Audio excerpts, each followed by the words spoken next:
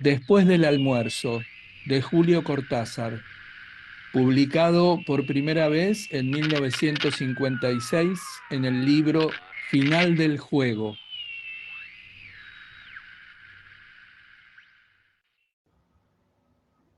Después del almuerzo yo hubiera querido quedarme en mi cuarto leyendo, pero papá y mamá vinieron casi enseguida a decirme que esa tarde tenía que llevarlo de paseo.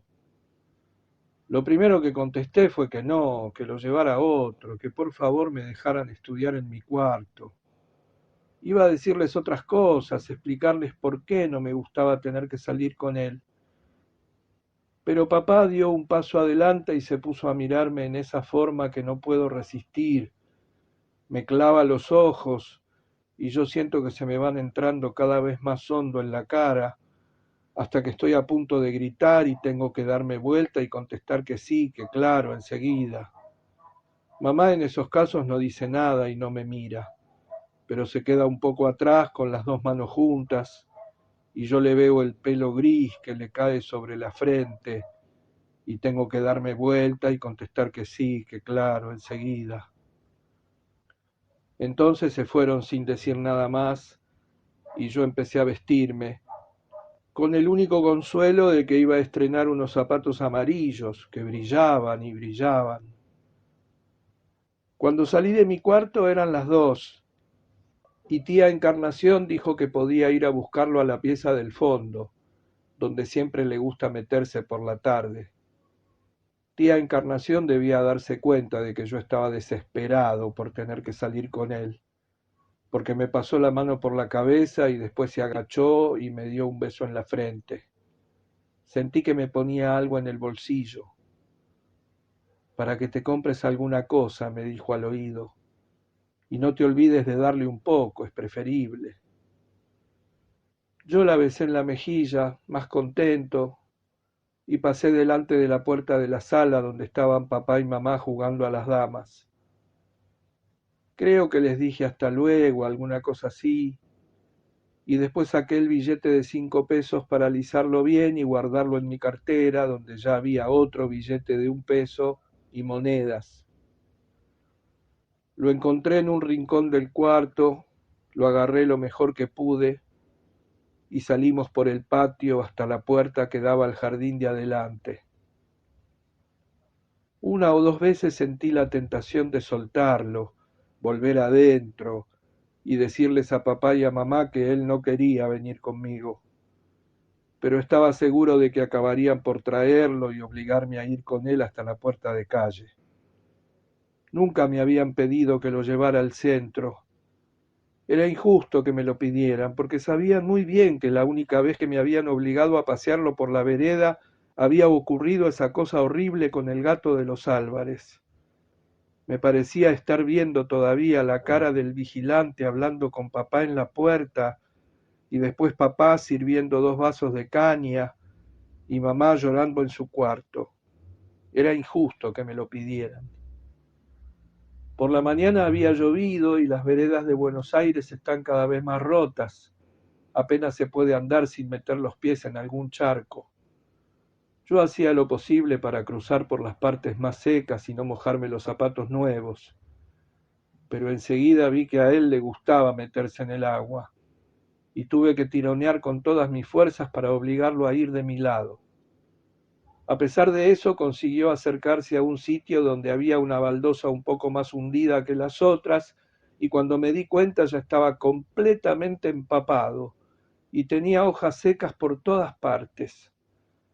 Tuve que pararme, limpiarlo, y todo el tiempo sentía que los vecinos estaban mirando desde los jardines, sin decir nada, pero mirando.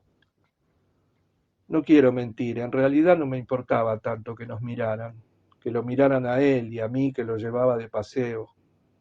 Lo peor era estar ahí parado, con un pañuelo que se iba mojando y llenando de manchas de barro y pedazos de hojas secas, y teniendo que sujetarlo al mismo tiempo para que no volviera a acercarse al charco.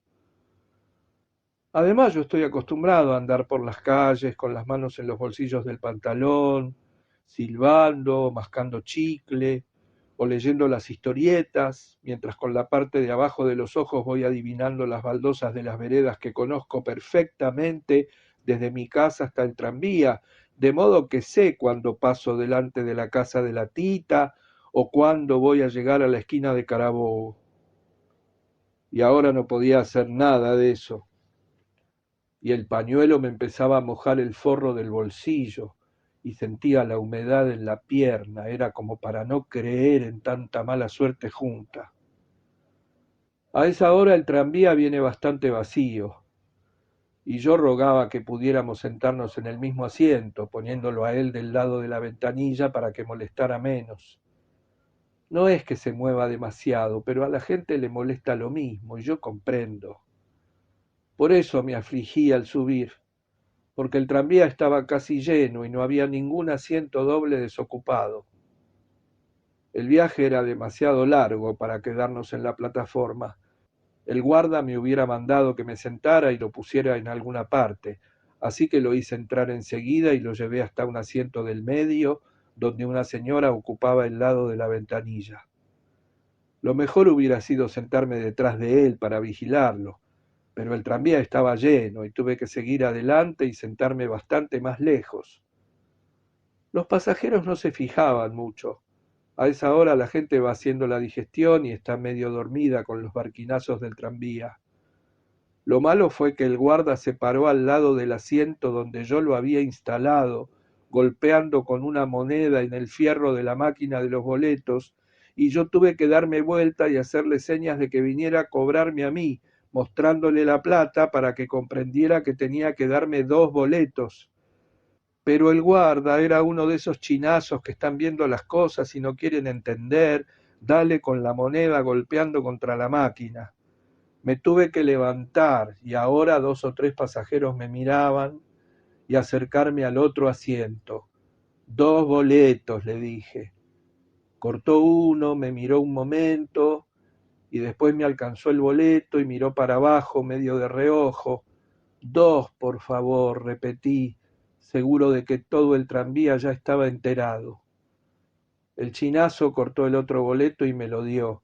Iba a decirme algo, pero yo le alcancé la plata justa y me volví en 2 trancos a mi asiento, sin mirar para atrás. Lo peor era que a cada momento tenía que darme vuelta para ver si seguía quieto en el asiento de atrás, y con eso iba llamando la atención de algunos pasajeros. Primero decidí que solo me daría vuelta al pasar cada esquina, pero las cuadras me parecían terriblemente largas, y a cada momento tenía miedo de oír alguna exclamación o un grito, como cuando el gato de los Álvarez.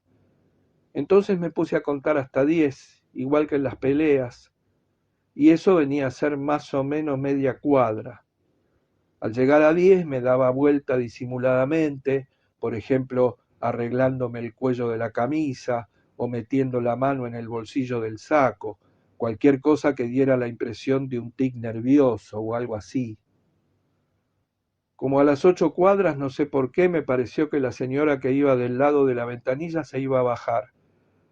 Eso era lo peor, porque le iba a decir algo para que la dejara pasar, y cuando él no se diera cuenta o no quisiera darse cuenta, a lo mejor la señora se enojaba y quería pasar a la fuerza, pero yo sabía lo que iba a ocurrir en ese caso, y estaba con los nervios de punta, de manera que empecé a mirar para atrás antes de llegar a cada esquina, y en una de esas me pareció que la señora estaba ya a punto de levantarse, y hubiera jurado que le decía algo, porque miraba de su lado y yo creo que movía la boca.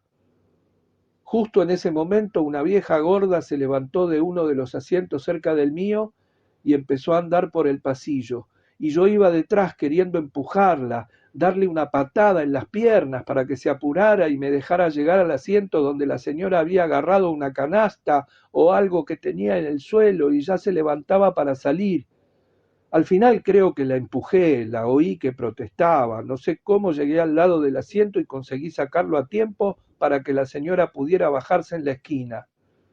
Entonces lo puse contra la ventanilla y me senté a su lado, tan feliz, aunque 4 o 5 idiotas me estuvieran mirando desde los asientos de adelante, y desde la plataforma, donde a lo mejor el chinazo les había dicho alguna cosa. Ya andábamos por el 11 y afuera se veía un sol precioso y las calles estaban secas. A esa hora, si yo hubiera viajado solo, me habría largado del tranvía para seguir a pie hasta el centro. Para mí no es nada ir a pie desde el 11 a Plaza de Mayo. Una vez que me tomé el tiempo, le puse justo 32 minutos. Claro que corriendo de a ratos, y sobre todo al final. Pero ahora, en cambio, tenía que ocuparme de la ventanilla, porque un día alguien había contado que era capaz de abrir de golpe la ventanilla y tirarse afuera, nada más que por el gusto de hacerlo, como tantos otros gustos que nadie se explicaba. Una o dos veces me pareció que estaba a punto de levantar la ventanilla y tuve que pasar el brazo por detrás y sujetarla por el marco. A lo mejor eran cosas mías, tampoco quiero asegurar que estuviera por levantar la ventanilla y tirarse. Por ejemplo, cuando lo del inspector me olvidé completamente del asunto y sin embargo no se tiró.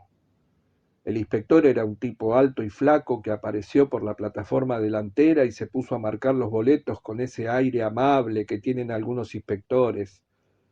Cuando llegó a mi asiento le alcancé los dos boletos y él marcó uno, miró para abajo, después miró el otro boleto, lo fue a marcar y se quedó con el boleto metido en la ranura de la pinza, y todo el tiempo yo rogaba que lo marcara de una vez y me lo devolviera.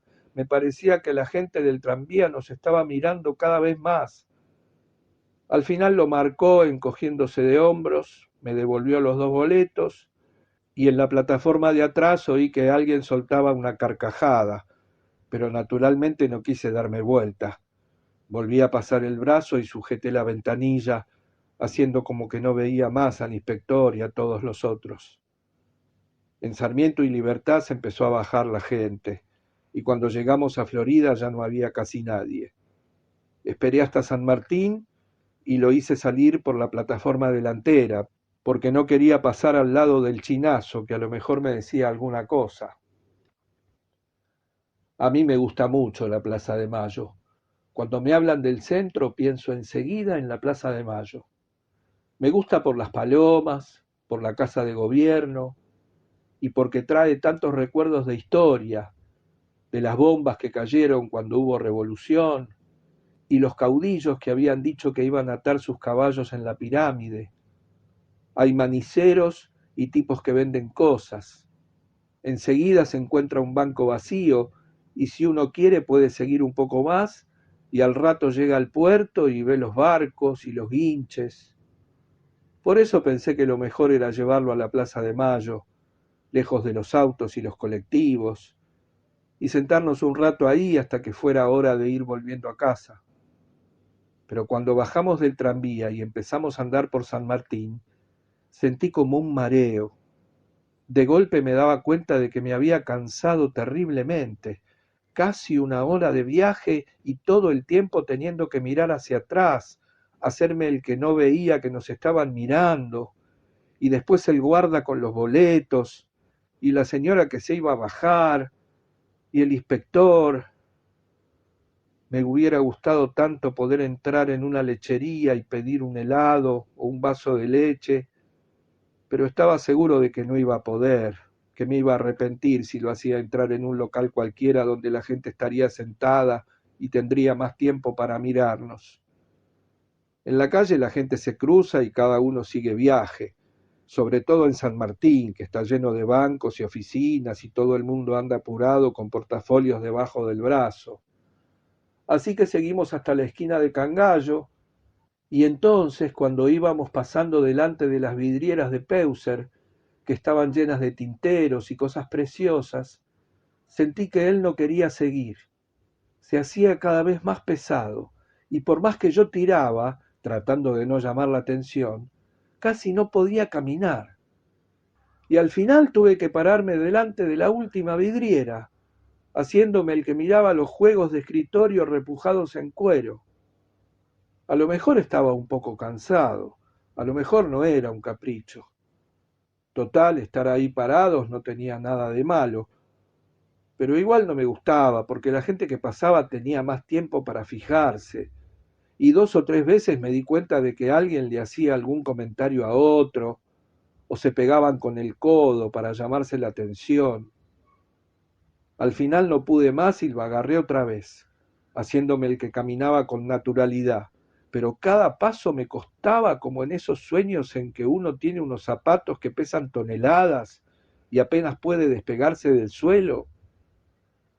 A la larga conseguí que se le pasara el capricho de quedarse ahí parado y seguimos por San Martín hasta la esquina de la Plaza de Mayo. Ahora la cosa era cruzar, porque a él no le gusta cruzar una calle. Es capaz de abrir la ventanilla del tranvía y tirarse, pero no le gusta cruzar la calle. Lo malo es que para llegar a la Plaza de Mayo hay que cruzar siempre alguna calle con mucho tráfico. En Cangallo y Bartolomé Mitre no había sido tan difícil, pero ahora yo estaba a punto de renunciar. Me pesaba terriblemente en la mano, y 2 veces que el tráfico se paró y los que estaban a nuestro lado en el cordón de la vereda empezaron a cruzar la calle, me di cuenta de que no íbamos a poder llegar al otro lado porque se plantaría justo en la mitad, y entonces preferí seguir esperando hasta que se decidiera. Y claro, el del puesto de revistas de la esquina ya estaba mirando cada vez más, y le decía algo a un pibe de mi edad que hacía muecas y le contestaba qué sé yo, y los autos seguían pasando y se paraban y volvían a pasar, y nosotros ahí plantados. En una de esas se iba a acercar el vigilante, eso era lo peor que nos podía suceder, porque los vigilantes son muy buenos y por eso meten la pata. Se ponen a hacer preguntas, averiguan si uno anda perdido, y de golpe a él le puede dar uno de sus caprichos y yo no sé en lo que termina la cosa. Cuanto más pensaba, más me afligía. Y al final tuve miedo de veras, casi como ganas de vomitar, lo juro.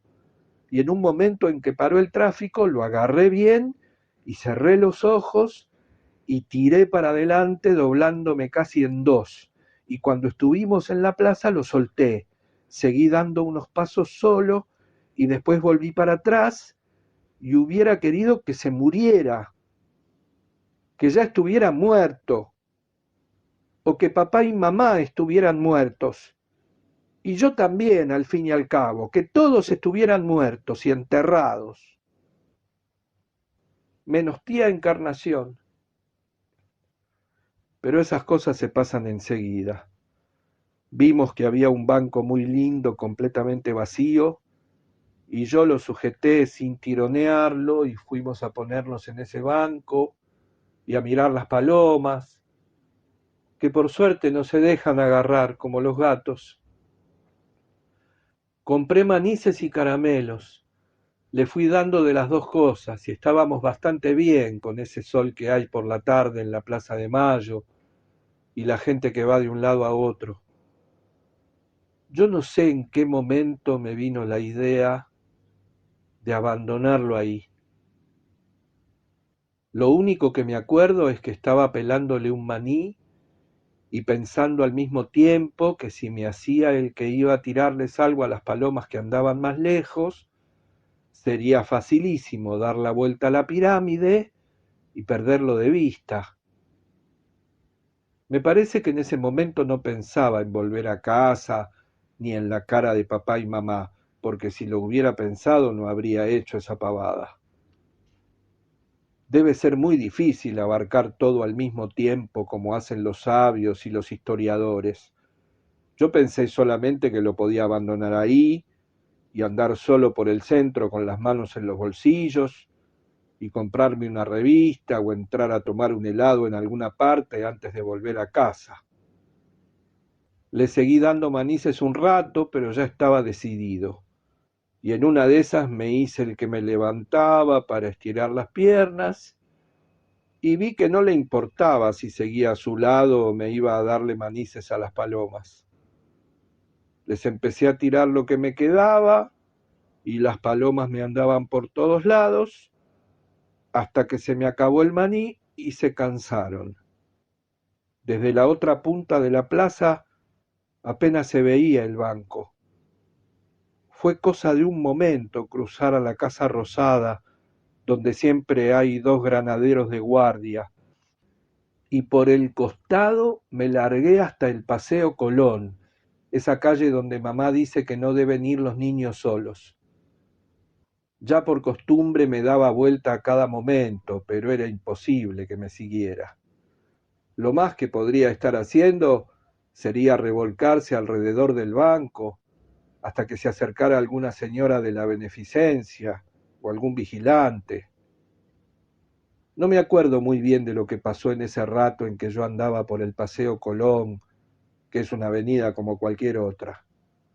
En una de esas yo estaba sentado en una vidriera baja de una casa de importaciones y exportaciones, y entonces me empezó a doler el estómago, no como cuando uno tiene que ir enseguida al baño, era más arriba, en el estómago verdadero, como si se me retorciera poco a poco, y yo quería respirar y me costaba. Entonces tenía que quedarme quieto y esperar que se pasara el calambre. Y delante de mí se veía como una mancha verde y puntitos que bailaban, y la cara de papá. Al final era solamente la cara de papá, porque yo había cerrado los ojos, me parece, y en medio de la mancha verde estaba la cara de papá.